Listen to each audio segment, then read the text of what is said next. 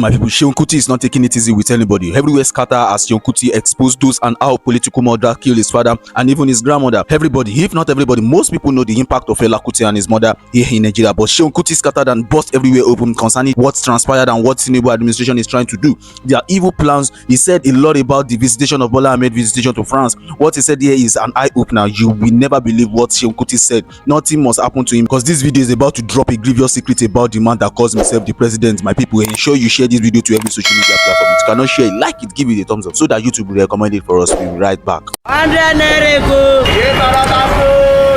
to Kïllèr TV show. The home of crime scene. It's happening in the street again. The center of political news, celebrity gossip, religious gossip, and happiness in the society.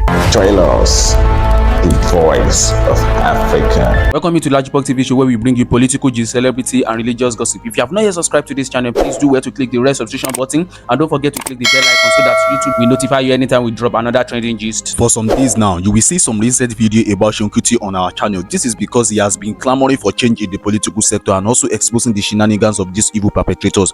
Seun Kuti made it known in one of our previous videos that the security system of this nation has been in shambles way long before now. That we find this so funny and surprising that most people are just getting to know the kind of people we call our security personnel. Every single person occupying an important post in the police force are all corrupt and greedy. That's why you could see the rate with which they are kidnapping the citizens of this country keeps increasing. The country where police are known to be the first notorious thief and killers is that same country we put our hopes on police officers. You could see recently that some police officers were dismissed due to one or two things they did that is against the law. We keep on getting bad news every day in the country and we have no hope on when this will likely stop. Just again yesterday, another kidnapping report was made in Abuja. Nowhere is safe. Our politicians will instigate tribal conflict among the citizens. Now, when kidnapping or killings happen in Southwest, the online Peter Obi supporters, which are mostly Igbo, are always bashing the Yorubas that are they not the ones that voted Emilokon, forgetting that they are all in the same country, that nobody is safe with the current situation of the country. See for yourself what Seun Kuti said about the country because it's already getting out of hand. He said his father and grandmother were allies not until they were murdered, and no one could even tell the reason behind the person that murdered them did so. Stay connected, stay close to your screen as I play where and what he said about the current state with which we, the citizens of this country, find ourselves. Stay connected to your phone as I play the video. We'll be right back after the video. People are not going to like this, but we are in a state of, I think, we don't understand, and I once again say the word professionals of Nigeria. We don't understand that our talent is not for self-enrichment. It is to develop our nation, and this is where we truly drop the ball by not engaging our talents, with our national development. Thinking our national development is some abstract thing that will impact us. We don't understand the stage that we are in nation building, So everything that is happening in Nigeria is tied to the system that we operate in Nigeria. That legally locks out millions of Nigerians from the benefits of their nation. You understand? And if we continue, and Nigerians like to argue about our situation is like a train going off the cliff. All of us were in this train and we can see clearly that this train is going off the cliff, but we're arguing about the driver.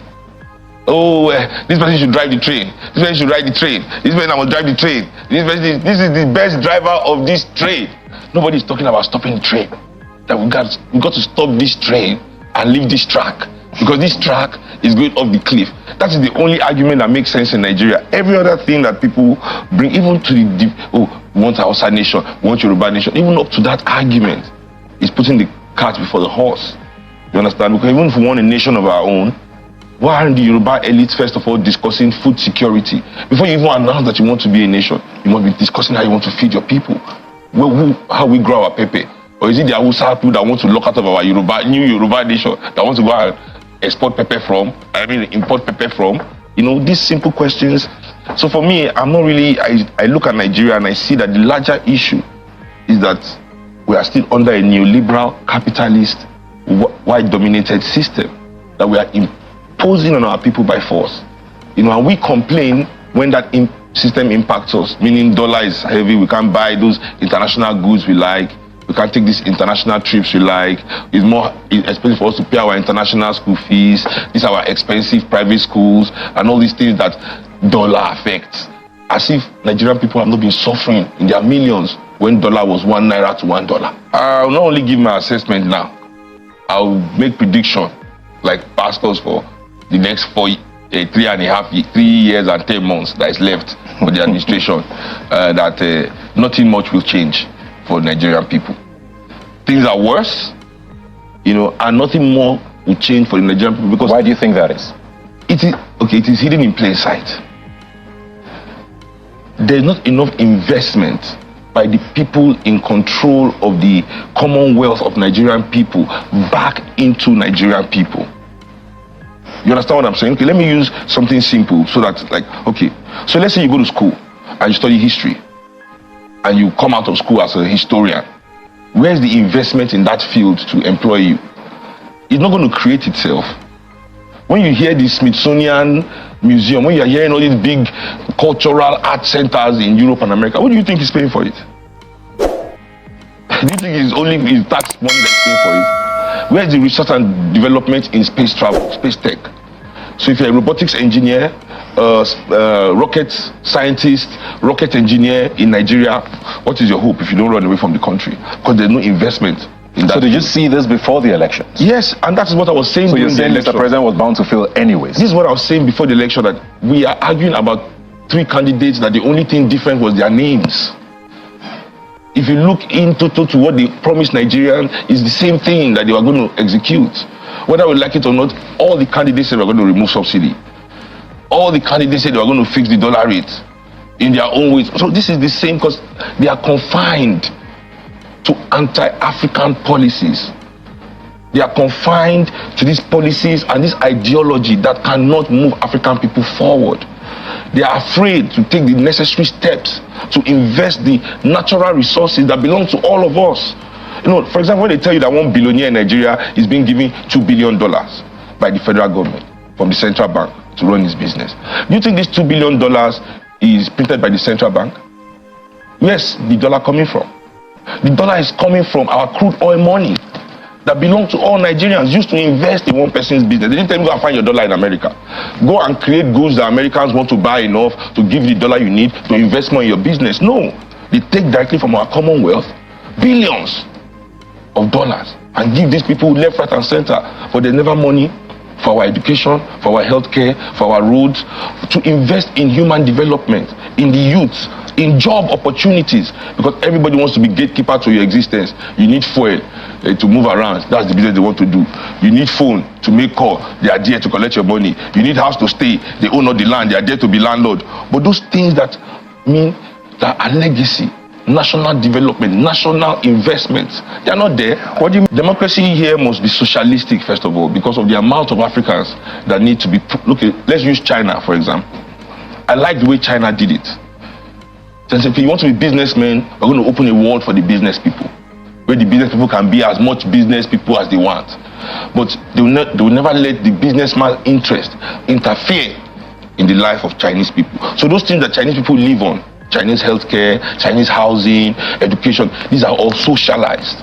Nobody can go and be predator there and be siphoning life of their people. But when they expanded into factories, building world state-of-the-art tech that their people can use to engage with the world. And now today China produces everything. China is making a billionaire every week or something like that. So without that kind of mindset here, that understand that people should do business to invest in the development of their people. China has pulled, 800 million people out of poverty in the last 10 years. That's 4 times the size of Nigeria's population. India is not the same as what they are doing in Brazil. Yes. And if you look at what they are doing in Brazil, also they've been pushed back with Bolsonaro coming in, and now Lula has just come back after they took him to prison. Because you have to understand that we, the professionals of a country, it is where we lean that the country goes.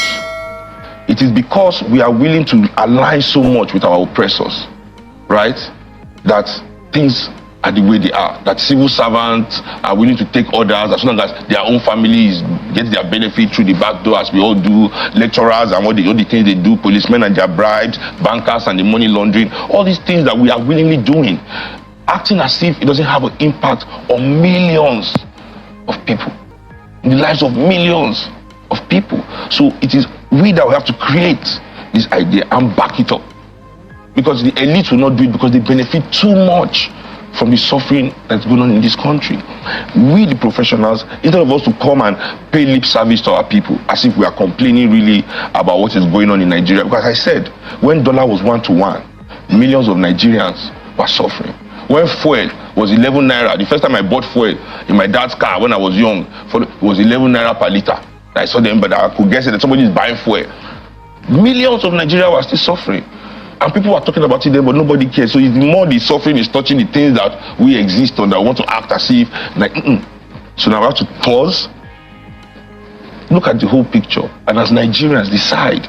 We really have to make the decision. People think it's just a joke, but we have to decide the country that we want. And it is our decision, not any politician or elite. But these things that concern all of us that do not affect them. I mean, how can somebody whose children are all schooling abroad? You keep saying we. Are you not one of the elite? No. My family, we've committed class suicide, and it is evidenced by the burning of our house and the killing of my father's mother in 1977. But you are also an elite. We were in the elitist group, but they kicked us out. Long time ago, they've thrown us. I mean, like when those men throw out their wife, it depends on all the neighbors, and you see all the load flying outside. That's how they kicked us out. It was not some secret pushing out. But it is the truth, though, because certainly Africans are at that stage where we are unlucky because we have elites that are not on our side. We are the only group in the world whose elites are not on our side. They're on the side of the Europeans or the Arabs, So we have to look outside of this narrative and understand how to organize around those things that we care about and be willing to put ourselves forward to build the bridge to our brothers that do not have. Last time I came to your show, I said the same thing. We that have been given some comfort within this oppression cannot think that we are special. We are giving it because it's special and it's blessing. No, the reason is to build the bridge to our brothers who have been locked out of the world, locked out of life. Let them know what is going on and organize together to take the political power from this group that don't know what to do with it and use it for the benefit of our people and stand on that promise with them. It will be a camaraderie. We're not doing it because we want to rule them. We are the ones that know best. We want to come and be we'll pick leaders from them too. We'll educate them, we'll show them the world so they can be leaders too, so they can govern their own communities. This is our task. How is that going to work, though? We don't know. We've seen that. I don't know if it's the politicians who have done it deliberately, but we live in a time now where I don't know if we're more divided than ever, but at least in my lifetime, this is probably the craziest.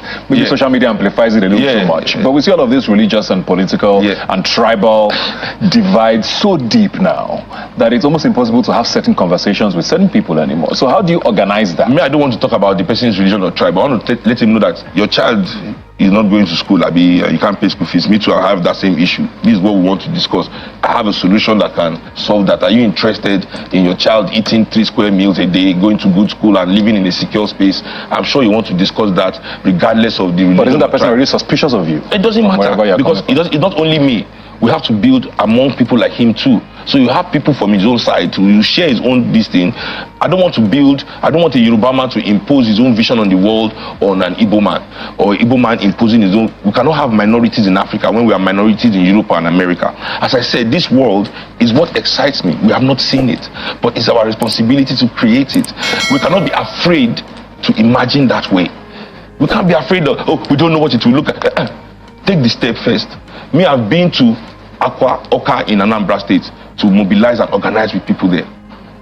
And their level of organization and willingness to accept me went far beyond my expectation. I've been to Kaba in Lokoja to organize with people there. And their willingness to accept me and understand and try to build with me went beyond my expectation. So it is because we haven't taken these steps. And we believe in this picture that has been painted of how everybody is just what. It's a lie. I can build with you politically without having any personal relationship with you. So was that political or personal? It was personal. Okay. He took the political personal. So I had to respond, because whatever I said about Peter Obi, doesn't warrant anybody to respond and call my family and everything into it. So if you think the political is your personal business, okay, let's discuss personally, you know, but I don't have to be friends. No pun intended. No pun intended, exactly. Oh my God. Thanks for pointing that out, that was good. You know, I don't have to be friends with anyone to build with them politically for the benefit of this country. This country is first and foremost. African people come first and foremost in my own existence and imagination and ideology. So I don't have to be friends with people to work with them. Are you guys cool now? Have you guys talked since? No. It's on and it's on for life. Really? And they say I'm just joking. Look, I didn't talk to them before. So you know, there's no relationship friends, you know, so there's okay. no. Let's move on now to security, because yes, the economy is one thing, but then this insecurity thing now, which, like I said, Mr. President did make promises at the time. You know, we've always believed that we had this capacity as the biggest military on the continent, or at least in West Africa. We've saved so many countries, right? And this thing has gone on for decades now. And in the last year, or at least in the last couple of months especially, we're starting to see and hear things that are very scary.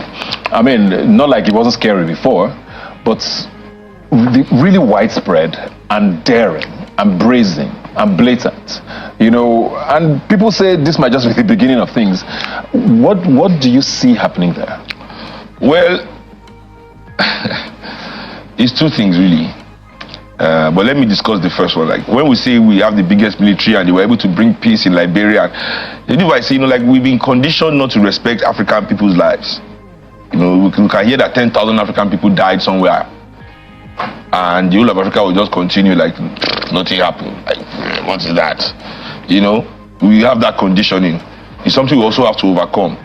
So when we say Nigerian army went to bring peace in Liberia, do you see the methods that they used to bring this peace? So I don't think Nigerians want these methods to be applied on our own soil, and this is kind of what is hindering the Nigerian army as well, that they cannot go in and do the Nigerian army like Zaki Biam and Odi. You know, they've done it in Nigeria. Like this insecurity, you know, it started in Bayelsa one time. Nigerian army went there and Nigerian army there. Zaki Biam under Obasanjo, you know, it's almost genocidal. You know what I'm saying? Like wiping out a whole community because of the actions of a few, like what Israel is doing in Gaza right now. You know, I don't think we want such actions to be taken. So that's like the issue with insecurity in Nigeria is tied down to the fact that there's mass poverty. We cannot deny that it is the poverty in the land and the lack of opportunities. And not only the lack of opportunities, they're in the midst of all that opportunity. The children of all these rich people are just throwing their wealth in the face of all these poor people, using it to talk down on them. And, something's got to give. Do you think Mr. President has the capacity to fix it? Nigeria doesn't have the capacity to fix it. In this current system that we operate, we are 200 million people. How many people are in the military? How many people are in the police, really? Can the police really employ the amount of personnel that they need to? If you have issue in your house, okay, you know, we big boys for Lagos, our policeman number, they have our phone. Anything, but to those that don't have such number, how do they get help? You're on your own, really. In Ojolomo Oto and your Yoruba say, where picking owner of picking I no reach. You're on your own. You know, so let us not act like it is based on some certain mystery that there's insecurity in the land. There's insecurity in the land because there's no investment in the security apparatus of the land. Case closed. Case closed. The investment needed has been used. The Air Force jet we should buy is somebody's private jet. The police car we should be buying is somebody's personal car in his compound. All the police employee we should be employed to serve the people are somebody's thugs and touts, you know, guiding their house and helping them do election anywhere. What do you think of one of the funny stories I'll tell you also about insecurity is the story of Ken Nwega, really about the OD massacre. Ken, according to Karl Mayer, who was an American-German journalist that wrote the book This House Has Fallen, and in his book he claims that Ken Nwega was one of Alimi Seha's lieutenants, and he was the one after the election that there was no work, was robbing people on the highway and was really brutal. He now killed 9 policemen. So Obasanjo called Alimi Seha to arrest him in Yanagwa. Obasanjo didn't want, Alimi Seha didn't want to arrest him because Obasanjo had declared state of emergency in Bayelsa State. Ken ran to his town in Odi. That's how Obasanjo sent army people there to meet him. Now, according to Kamaya, if we say that this report is true, because nobody has sued Kamaya till today for libel, nobody has sued it. But I'll not be surprised if after this order somebody comes to sue me. She will say, as if I'm the one that wrote the book. I'm telling you, I can't tell you. I'm in court right now. I can't even begin to talk how crazy this country is. Sheun's views are not the views of everybody. Kamaya's views in his book are not the views of Seun Kuti. I'm just saying what I read, and that nobody has countered it. I've not read any article to refute his claims. You understand? In that book, This House Has Fallen, nobody has refuted that. So if that is true and nobody has refuted it, that means the direct link between these people causing this crime and politicians also. A private visit means he has gone to see Macron for his personal business. Let the man... See, one thing I know is this, as I said, until we have leaders that are dedicated, whose children are all Nigerians. Yes, you people have, let's call all the governors and presidents of Nigeria, let's bring all their children, let them present their passports. Yes, you, father of foreigner, you tell them you want to give my own child a future, but your own children are all foreigners, but you are building future for my children. So it's these little things that we used to know what is true and what is not true, about what's going on in this country. We as the people, we must be the ones to do the work.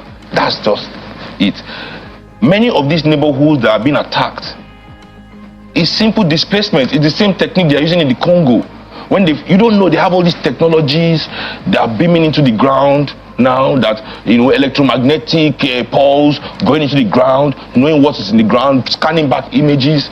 You are living on billions. You don't know that there are billions, trillions of dollars flowing under your leg. You are just a common villager going to your farm every day, living your simple life. Don't know some multinational billionaire from one country just they plan your downfall. Calling guys, they arrange. They'll blame it. Africans are barbarians attacking them. Say, clear that neighborhood. What is one of the best ways to make poor people move? You destroy the schools. Boko Haram attacking schools. When a poor man knows his child cannot go to school, he will leave that area, because education for all poor people, for them, is the way out. They believe education is the way out for their children. So if you attack schools, that was a great tactic for people that were grabbing resources and land. Because that is what is really going on in this country. Let's face fact. It is the people with arms in this country that have access to arms in this country, that are able to do these kind of things. And this displacement of these people, I'm telling you, is for natural resources reason, to begin to exploit those areas, but they need those villagers to move out of their ancestral land. That's what I believe personally. From what is said in the video, if you should compare with the present situation of the country, everybody is actually looking for somebody that can actually rule this country differently. We've been clamoring for change. Not even knowing the person that is actually going to enact change. If you should see what happened in the last election, you could see that the politicians actually instigated the citizens with this tribal wall of a thing that is still lingering to this present moment. What Seun Kuti was practically saying in that video is how we, the citizens of this country, can stop these people from ruling this nation like this, and we should collect this nation from them. And the only way we can actually take this country from these wicked politicians, these murderers that call themselves Nigerian politicians, the only way we can stop them is by going for revolution. And everybody has already been clamoring for it. You see Sowore has been talking about this revolution. He has been talking about this revolution for some time now, and nobody is listening to him. And the country is getting more worse and worse every time we elect a new leader. Check it from the time of Yar'Adua to this present moment. You see that the economy, everything is going down the drain, and has been going down the drain and still going down the drain, coupled with some killings and abduction inside the country. And one of the politicians already said at that time that any terrorism that before this country and is not being settled within 24 hours, it shows that there's one of the politicians or the government in power at that particular time knows something about it. You could see everything that he said in that video.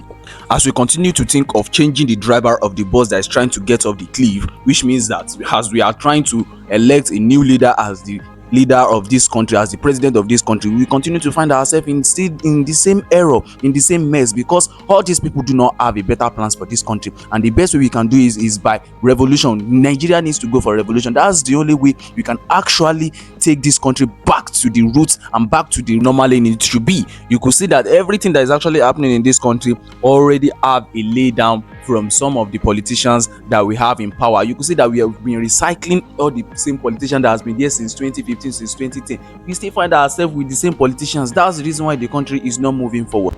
Reason be that most of these politicians are only there for their own benefit, for their own purpose. That's why I find it so funny whenever I see these people fighting in the House of Rep, fighting because of one thing or the other. People who actually think that they're actually fighting for the citizen, for the betterment of the country, they are all fighting for their pocket. That's the reason why the country is not moving forward, and it will not move forward. There should be a kind of cleansing. They're supposed to clean all these people out of this political journey that they find themselves. That's why the country is being dragged down. The economy is down, everything is down. The cost of living in the country is becoming very hard every day by day. You could see from the video, my people. Feel free to share your opinion at the comment section. Share your opinion at the comment section. Tell us what you feel about what Seun Kuti said in this video, and make sure you share this video to every social media platform. If you cannot share it, like it, give it a thumbs up so that YouTube will recommend it for us. And if you are coming across this channel for the very first time, do well to click the red subscription button, and don't forget to click the bell icon so that YouTube will notify you anytime we drop another trendy video. See you in our next video. Bye for now.